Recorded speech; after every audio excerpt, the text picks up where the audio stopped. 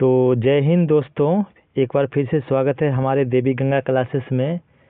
मैं हूं शंभू और आपको फिर से एक बार लेकर के आए हैं आज बिहार दरोगा, Bihar SSC, GD all India competitive exam के लिए बहुत ही महत्वपूर्ण एमसीक्यू जो आपको किसी भी आने वाले एग्ज़ाम में हेल्पफुल साबित होंगे और आपको मदद करेंगे एग्ज़ाम पास करने में। तो चलिए आज फिर से आपको एमसीक्यू बताते हैं, जिसमें प्रीवियस ईयर क्वेश्चन रहेंगे, करेंट अफेयर्स भी रहेंगे, बिहार से संबंधित भी क्वेश्चन रहेंगे और स्टैटिक पार्ट रहेंगे। तो सबका मिक्स एमसीक्यू लेकर के फिर एक बार मैं हाजिर हूं और आपको बताने जा रहा हूं पहला क्वेश्चन हमारा है, भारत में किस राज्य में सर्वाधिक सड़कों की लंबाई है? जो पूरे ऑल इंडिया है, ऐसा कौन सा राज्य है जिसमें सबसे ज़्यादा सड़कों की लंबाई है? ऑप्शन ए है महाराष्ट्र में, ऑप्शन बी है कर्नाटका में, ऑप्शन सी है उत्तर प्रदेश में, या ऑप्शन डी है मध्य प्रदेश में। थोड़ा देर सोचिए और बताइए कि इसका सही आंसर क्या होगा। तो इसका सही आंसर है ऑप्शन सी उत्तर प्रदेश। उत्तर प्रदेश में सबसे ज़्यादा लंबाई, सर्वाधिक लंबाई सड़कों की लंबाई है। इसका याद रखिएगा, सही आंसर हो जाएगा ऑप्शन सी।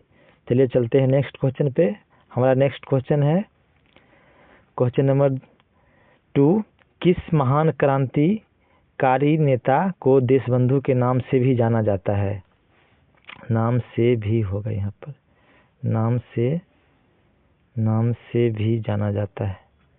किस महान क्रांतिकारी नेता को देशबंधु के नाम से भी जाना जाता है? ऑप्शन ए है सी राजा गोपालाचारी जी को, बी है चित्तरंजन दास जी को, सी है महात्मा गांधी जी को, डी है सरदार वल्लभ भाई पटेल जी को।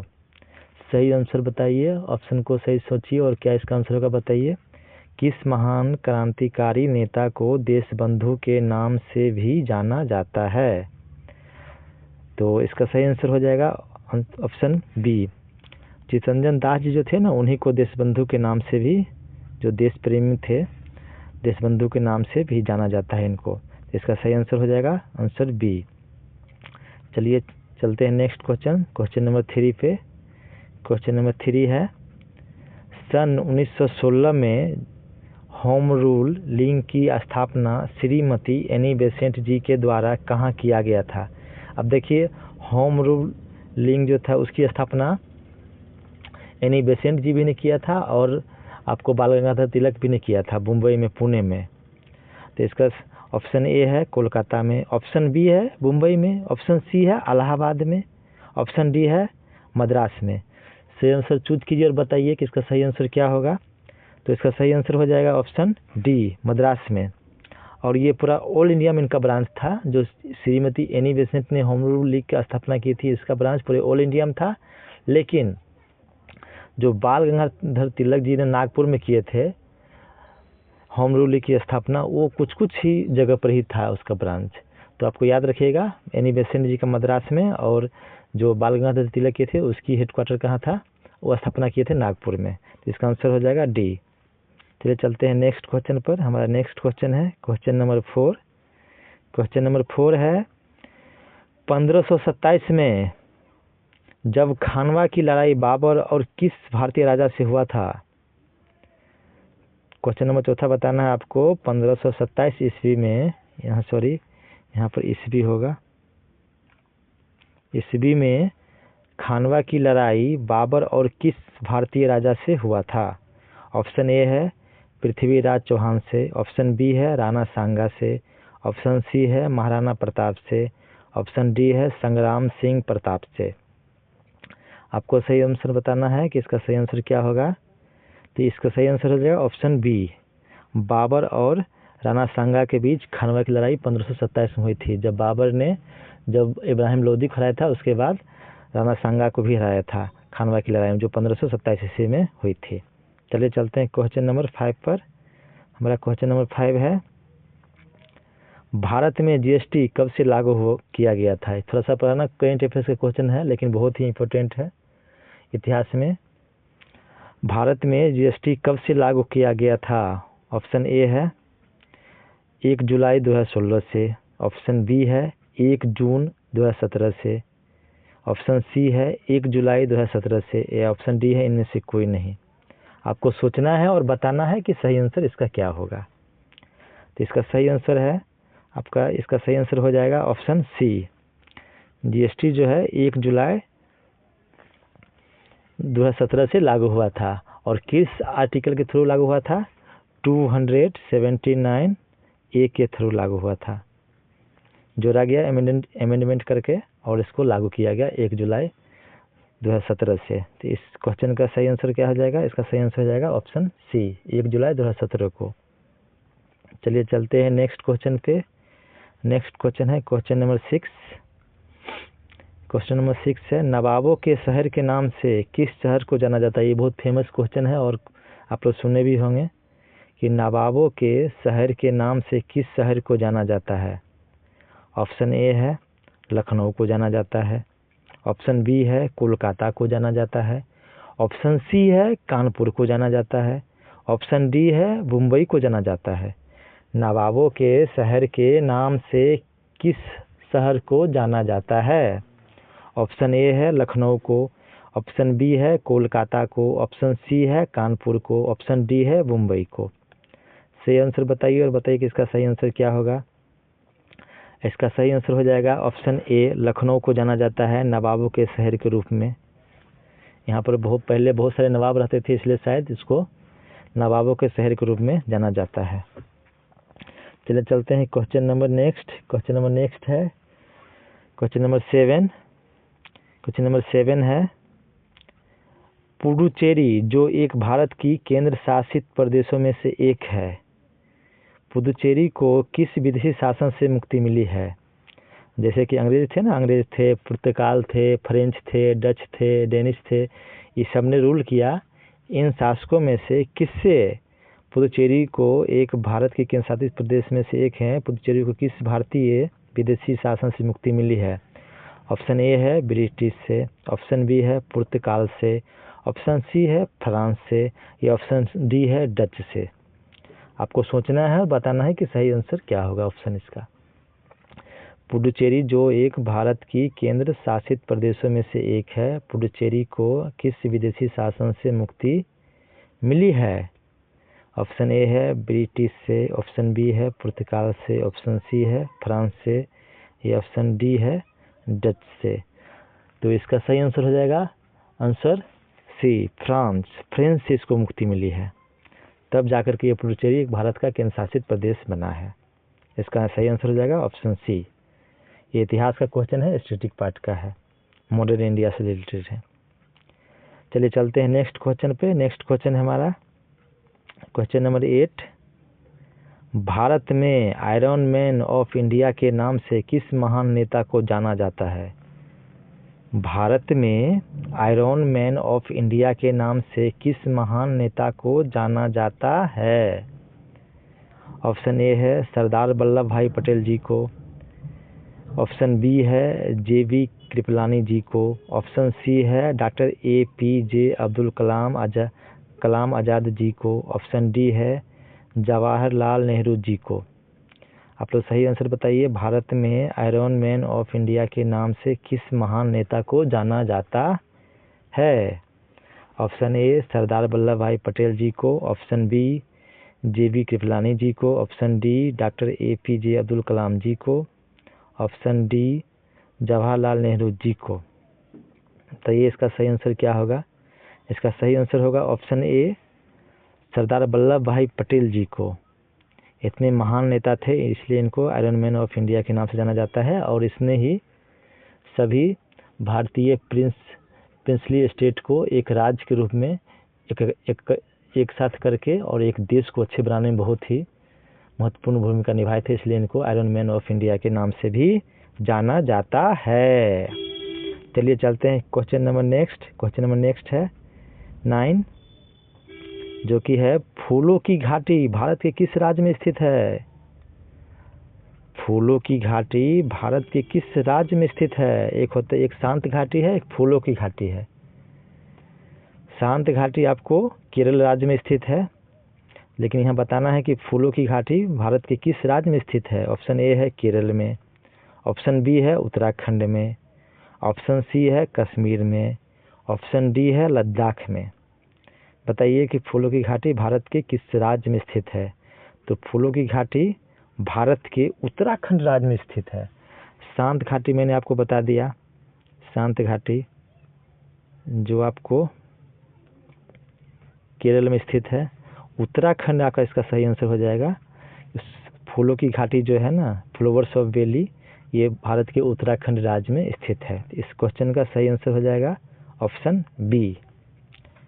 Option B. अब तो जम्मू कश्मीर और लद्दाख अलग अलग यूनियन टेरिटरी की मतलब केंद्र शासित प्रदेश बन गए हैं। पहले एक राज्य थे, अब दोनों को अलग अलग डिवाइड करके अलग अलग केंद्र शासित प्रदेश बनाया गया है। तो चलिए चलते हैं क्वेश्चन नंबर नेक्स्ट है क्वेश्चन नंबर 10। क्वेश्चन नंबर 10वां है, भारत में, देखिए क्वेश्चन आइएगा, आपको भी बताए थे हम पिछले क्वेश्चन में। भारत में शांत घाटी किस राज्य में स्थित है? तो आपको पता चलिए गया। ऑप्शन ए केरल में, तमिलनाडु गोवा ये सब कुछ नहीं, केरल में सिर्फ इसका भारत में शांत घाटी स्थित है। तो इसका सही आंसर हो जाएगा ऑप्शन ए केरल में। चलिए चलते हैं क्वेश्चन नंबर 11 पे। 11वां क्वेश्चन है, औरंग नेशनल पार्क भारत के किस राज्य में स्थित है? चलिए एक आ गया ज्योग्राफी क्वेश्चन, और नेशनल पार्क जो बहुत ही महत्वपूर्ण क्वेश्चन होते हैं किसी भी एग्जाम के लिए, वो पूछा जाता है उसी एग्जाम में, इसलिए आपको लेकर के आते हैं एक एक क्वेश्चन नेशनल पार्क से भी, ज्योग्राफी का भी। औरंग नेशनल पार्क भारत के किस राज्य में स्थित है? ऑप्शन ए है सिक्किम में, ऑप्शन बी है उत्तराखंड में, ऑप्शन सी है असम में, ऑप्शन डी है मेघालय में। आपको बताना है कि सिक्किम में है, उत्तराखंड में है औरंग नेशनल पार्क, भारत के किस राज्य में स्थित है? तो ये आपको भारत के असम राज्य में स्थित है। औरंग नेशनल पार्क भारत के असम राज्य में स्थित है, ध्यान रखिएगा। इसका सही आंसर हो जाएगा option C. Orang national park Bharat के किस राज्य में स्थित है? तो ये आपको असम राज्य में स्थित है। चलिए आगे चलते हैं। मेरा अगला क्वेश्चन है आपका क्वेश्चन नंबर 12। क्वेश्चन नंबर 12 है, डॉक्टर APJ अब्दुल कलाम आज़ाद द्वीप भारत के किस राज्य में स्थित है? जहां पर मिसाइलों की टेस्टिंग होती है, और डॉक्टर APJ अब्दुल कलाम आज़ाद जी को मिसाइल मैन ऑफ इंडिया के नाम से जाना जाता है। इतना मिसाइल डेवलप करने में एक ऐसा महत्वपूर्ण भूमिका निभाया है इस देश में, इसलिए इनका नाम मिसाइल मैन ऑफ इंडिया के नाम से जाना जाता है।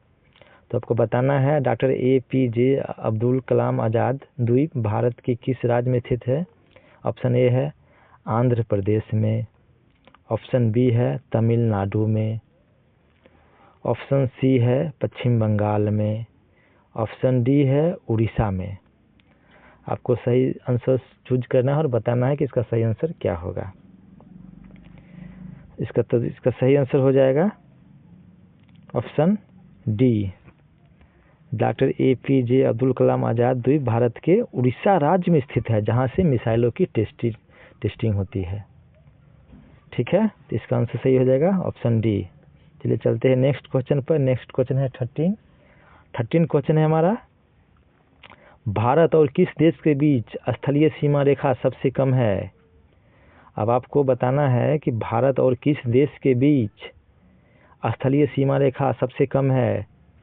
तो सबसे ज़्यादा वाला बता देता हूँ। सबसे ज़्यादा किसके साथ है? तो बांग्लादेश के साथ। सबसे ज़्यादा बांग्लादेश के साथ सीमा लगती है। उसके बाद भारत पाकिस्तान के बीच, फिर चाइना के बीच, और फिर म्यांमार, फिर नेपाल, फिर भूटान, और फिर अफगानिस्तान के साथ लगती है। इस तरह से इसका सीक्वेंस बनता है। तो भारत और किस देश के बीच स्थलीय सीमा रेखा सबसे कम है? ऑप्शन ए है भूटान के साथ, ऑप्शन बी है नेपाल के साथ, ऑप्शन सी है श्रीलंका के साथ, ऑप्शन डी है अफगानिस्तान के साथ। आपको सही बताना है कि इसका सही आंसर क्या होगा। ऑप्शन ए भूटान के साथ, ऑप्शन बी नेपाल के साथ, ऑप्शन सी श्रीलंका के साथ, या ऑप्शन डी अफगानिस्तान के साथ। इसका सही आंसर हो जाएगा अफगानिस्तान के साथ। भारत और किस देश के बीच स्थलीय सीमा सबसे कम है? तो अफगानिस्तान। कितना है? 106 किलोमीटर, पूरे 106 किलोमीटर ही सीमा भारत और पाकिस्तान अफगानिस्तान के साथ लगती है। सबसे ज़्यादा किसके साथ लगती है? बांग्लादेश के साथ, 4096 किलोमीटर। इतना याद रखिएगा। चलिए चलते हैं नेक्स्ट क्वेश्चन। हमारा नेक्स्ट क्वेश्चन है क्वेश्चन नंबर 14। क्वेश्चन नंबर 14 है, निम्नलिखित में से कौन सी मिलिट्री अभ्यास भारत और चीन के बीच आयोजित किया जाता है? निम्नलिखित में से कौन सी मिलिट्री अभ्यास भारत और चीन के बीच आयोजित किया जाता है? ऑप्शन ए है संप्रीति अभ्यास, ऑप्शन बी है सूर्य किरण अभ्यास, ऑप्शन सी है मित्र शक्ति अभ्यास, ऑप्शन डी है हैंड और हैंड अभ्यास। सही से सोचिए और बताइए, और फिर मैं आपको डिटेल में चारों ऑप्शन का डिस्कशन करता हूं और बताता हूं कि चारों एक्सरसाइज किस किस देश के बीच होता है। तो देखिए, जो संप्रीति एक्सरसाइज होती है ना, वो भारत और बांग्लादेश के साथ होती है, बांग्लादेश के साथ होती है, बांग्लादेश के साथ होती है संप्रीति एक्सरसाइज। और सूर्य किरण एक्सरसाइज जो होती है, अभी एक पिछले वीडियो में भी मैंने बताया था कि भारत और नेपाल के बीच होती है सूर्य किरण नाम की एक्सरसाइज। और ऑप्शन सी जो है मित्र शक्ति, जो भी चल रही है बेंगलुरु में, कर्नाटका में, और ये जो है ना भारत और श्रीलंका के बीच होता है, ये भारत और श्रीलंका के बीच होता है। और ये हैंड और हैंड अभ्यास होता है ना, ये होता है आपको चाइना के साथ। तो इसका आंसर सही हो जाएगा ऑप्शन डी, हैंड और हैंड अभ्यास होता है ना मिलिट्री एक्सरसाइज, ये आपको होता है भारत और चाइना के बीच। इस क्वेश्चन का सही आंसर हो जाएगा ऑप्शन डी, हैंड और हैंड अभ्यास भारत और चीन के बीच एक मिलिट्री एक्सरसाइज है। तो इस क्वेश्चन का सही आंसर ऑप्शन डी हो जाएगा। चलिए चलते हैं नेक्स्ट क्वेश्चन पे। नेक्स्ट क्वेश्चन है हमारा, वोल्गा नदी जो कि यूरोप की सबसे लंबी नदी है, जो किस सागर में जाकर में गिरती है? वोल्गा नदी जो कि यूरोप की सबसे लंबी नदी है, जो किस सागर में जाकर के गिरती है? ऑप्शन ए है लाल सागर में, ऑप्शन बी है कैस्पियन सागर में, ऑप्शन सी है भूमध्य सागर में, ऑप्शन डी है पर्शियन गल्फ में। देखिए, पहला बात तो लाल सागर तो है ही नहीं, क्योंकि ये तो यूरोप में नहीं है, क्योंकि एशिया और अफ्रीका के बीच में है लाल सागर, तो ये तो हो नहीं सकता है, तो इसको हटा दीजिए। ऑप्शन बी, इसका सही आंसर है ऑप्शन बी, कैस्पियन सागर में जाकर के गिरती है। ये वोल्गा रिवर की पानी जो है, ये आपको यूरोप की सबसे लंबी नदी है, जो कि आपको कैस्पियन सागर में जाके गिरती है। भूमध्य सागर में जाकर नहीं गिरती है, पर्शियन गल्फ में भी जाकर नहीं गिरती है। इसका सही आंसर हो जाएगा ऑप्शन बी, कैस्पियन सागर में जाकर के ये वोल्गा नदी गिरती है। चलिए चलते हैं नेक्स्ट क्वेश्चन पे। नेक्स्ट क्वेश्चन हमारा है क्वेश्चन 16, पार्सल आइलैंड जो कि एक विवादित आइलैंड है, वह किस सागर में स्थित है? अब देखिए, एक आइलैंड से संबंधित क्वेश्चन आ गया। इसमें पूछा जा रहा है कि पार्सल आइलैंड जो है, जो कि एक विवादित आइलैंड है, और किसके किसके बीच विवादित है? भारत और फिलीपींस के साथ। फिलीपींस अब खुद क्लेम करता है कि मेरा आइलैंड है, और चाइना खुद क्लेम करता है कि मेरा आइलैंड है। और अब देखिए, एक दूसरे देश क्लेम क्यों करते हैं आइलैंड? क्योंकि वहाँ पर बहुत सारे रिसोर्सेस होते हैं, जैसे कि कोयला हो गया, तेल हो गया, फिशिंग होता है, बहुत सारा चीज़ होता है जो समुद्र में पाया जाता है। इसके लिए सभी देश लड़ाई करते रहते हैं कि हमको ये आइलैंड मेरा है, तो सब क्लेम करते रहते हैं एक दूसरे पर। तो बताइए, ऑप्शन ए है पूर्वी चाइना सागर में, ऑप्शन बी है दक्षिण चाइना सागर में, ऑप्शन सी है अंडमान सागर में, या ऑप्शन डी है थाईलैंड सागर में।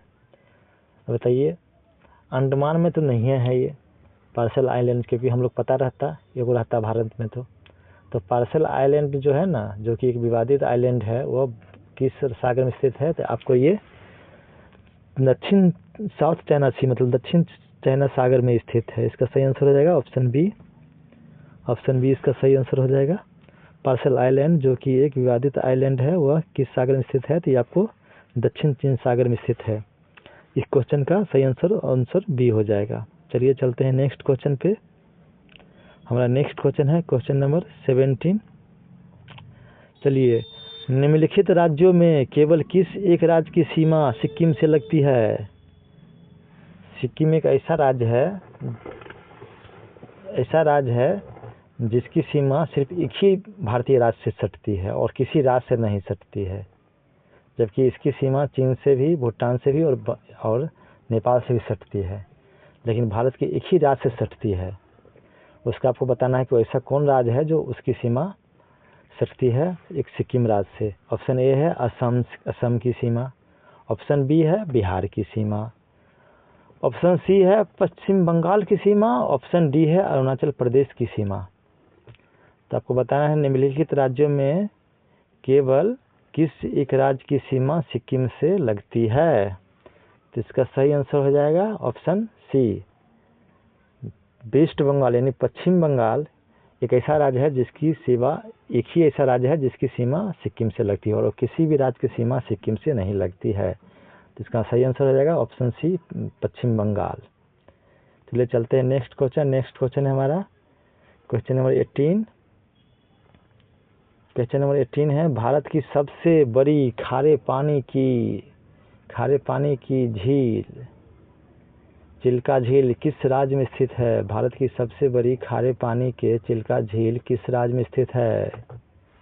ऑप्शन ए है छत्तीसगढ़ में, ऑप्शन बी है उड़ीसा में, ऑप्शन सी है सिक्किम में, ऑप्शन डी है हिमाचल प्रदेश में। सोचिए और बताइए कि इसका सही आंसर क्या होगा। भारत की सबसे बड़ी खारे पानी के चिल्का झील किस राज्य में स्थित है। ऑप्शन ए है छत्तीसगढ़ में, ऑप्शन बी है उड़ीसा में, ऑप्शन सी है सिक्किम में, ऑप्शन डी है हिमाचल प्रदेश में। तो आप लोग बताइए इसका सही आंसर क्या हो जाएगा। इसका सही आंसर हो जाएगा बी, ऑप्शन बी, उड़ीसा में। भारत की सबसे बड़ी खारे पानी के चिल्का झील किस राज्य में स्थित है, तो ये उड़ीसा राज्य में स्थित है। चलिए चलते हैं क्वेश्चन नंबर 19 पर। क्वेश्चन नंबर 19 है, क्या कहता है, मध्य प्रदेश के उज्जैन में किस नदी में महाकुंभ मेले का आयोजन किया जाता है। देखिए एक आपको कल्चरल से, हेरिटेज से आपको संबंधित क्वेश्चन मिल गया। मध्य प्रदेश के उज्जैन में किस नदी में महाकुंभ मेले का आयोजन किया जाता है। ऑप्शन ए है नर्मदा नदी पर, ऑप्शन बी है चंबल नदी पर, ऑप्शन सी है क्षिप्रा नदी पर, ऑप्शन डी है ताप्ती नदी पर। सोचिए और बताइए कि इसका सही आंसर क्या होगा। ऑप्शन ए है नर्मदा नदी पर, ऑप्शन बी है चंबल नदी पर, ऑप्शन सी है क्षिप्रा नदी पर, ऑप्शन डी है ताप्ती नदी पर। तो इसका सही आंसर हो जाएगा ऑप्शन सी, क्षिप्रा नदी है ना, इसके ऊपर आपको मध्य प्रदेश उज्जैन में महाकुंभ मेले का आयोजन किया जाता है। हरिद्वार में गंगा पर होता है, इलाहाबाद में गंगा पर होता है, एक नासिक में भी होता है, नासिक में गोदावरी नदी के ऊपर होता है, ये भी याद रखिएगा। ठीक है, चलिए चलते हैं क्वेश्चन नंबर नेक्स्ट पर। नेक्स्ट क्वेश्चन है क्वेश्चन नंबर 20। कुतुबुद्दीन ऐबक की मृत्यु घोड़े से गिरकर किस वर्ष हुई थी। ये भी एक बहुत अच्छा क्वेश्चन है। कुतुबुद्दीन ऐबक जो थे, इसी ने गुलाम वंश की स्थापना की थी भारत में, और इनकी मृत्यु हुई थी घोड़े से गिर करके चौगान खेलते समय। वो किस वर्ष, किस ईस्वी में हुई थी। ऑप्शन ए है 1206 ईस्वी में, ऑप्शन बी है 1210 ईस्वी में, ऑप्शन सी है 1215 ईस्वी में, ऑप्शन डी है 1220 ईस्वी में। बताइए कुतुबुद्दीन ऐबक की मृत्यु घोड़े से गिरकर किस वर्ष हुई थी। तो इसका सही आंसर हो जाएगा ऑप्शन बी, ऑप्शन बी हो जाएगा 1210 ईस्वी में। तो चलिए दोस्तों, इसी के साथ हम अपना वीडियो को एंड करते हैं। अगर आपको ये वीडियो पसंद आती है तो वीडियो को लाइक करें और सब्सक्राइब करें, और वीडियो हमको सपोर्ट करें, ताकि हमको आपके लिए ऐसा अच्छा वीडियो लेके आते रहेंगे जो आपके किसी भी एग्ज़ाम के लिए बहुत ही हेल्पफुल हो सकते हैं, महत्वपूर्ण हो सकते हैं एग्ज़ाम करेक्ट करने के लिए। चलिए यहीं पर अपना वीडियो समाप्त करते हैं। Thanks for watching.